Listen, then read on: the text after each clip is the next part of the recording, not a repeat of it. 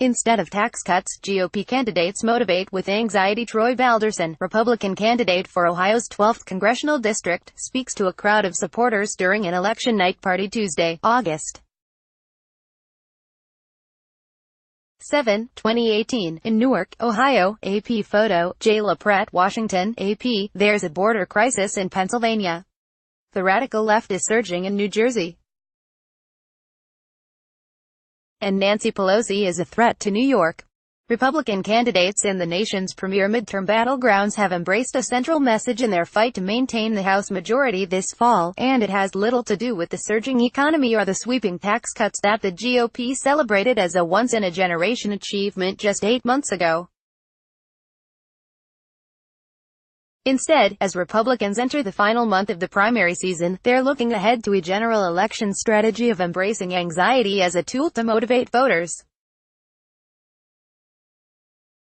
That was clear this week as the GOP's closing message in an Ohio special election questioned Democrat Danny O'Connor's connection to Pelosi, the House Democratic leader and preferred supervillain for Republicans.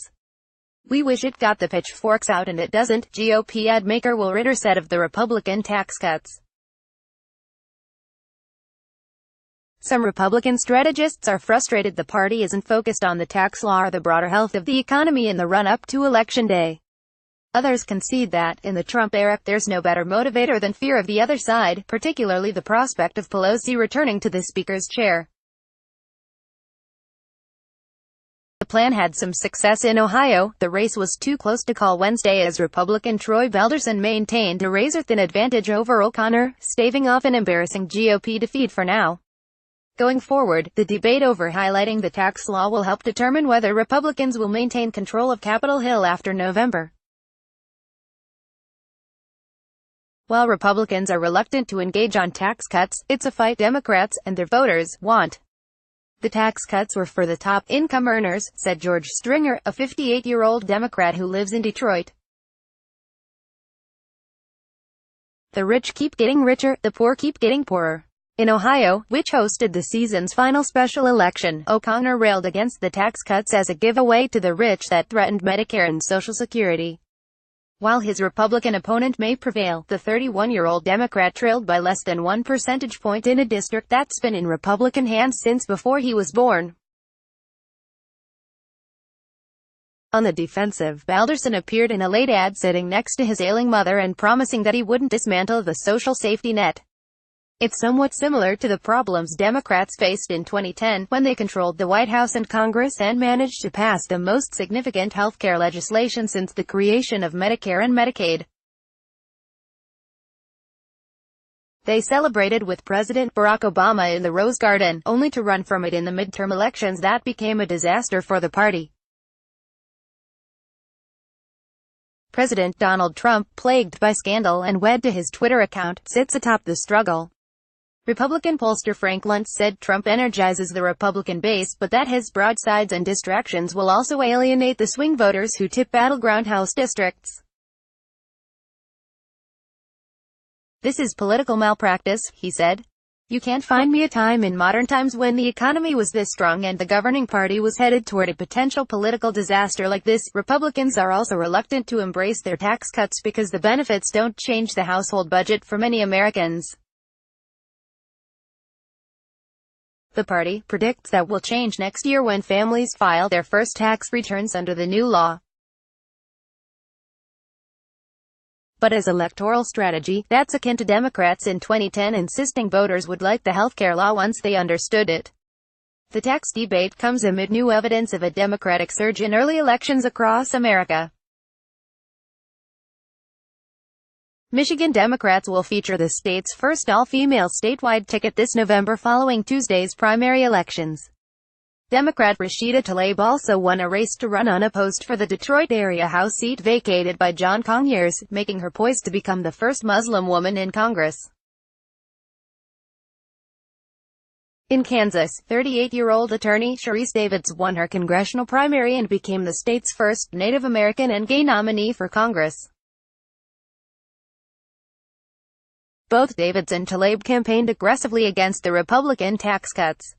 Beyond avoiding the tax law, there has been a consistent theme for Republicans across House battlegrounds, casting the Democrat as too liberal. A National Republican Congressional Committee ad in Ohio tied Democratic candidate O'Connor to Pelosi and the Liberal Resistance Movement. A super PAC backed by House Speaker Paul Ryan charged that it was O'Connor who had cut Social Security and Medicare by $800 billion. Fact-checkers have questioned the accuracy of the attack. In Central Kentucky, GOP Rep. Andy Barr is reminding voters that Amy McGrath, a former fighter pilot, voted for President Barack Obama and opposes Trump's proposed border wall. In suburban Pennsylvania, vulnerable Republican Rep.